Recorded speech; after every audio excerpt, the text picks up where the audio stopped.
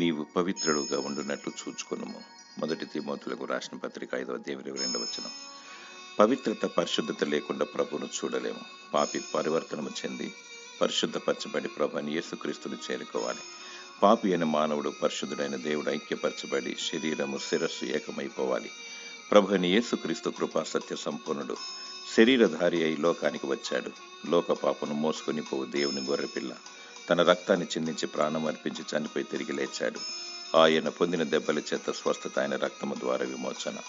రక్తము చిందించకుండా పాపక్షమాపణ లేదు. యేసు రక్తము ప్రతి పాపం నుండి మనలను పవిత్రులుగా చేయను.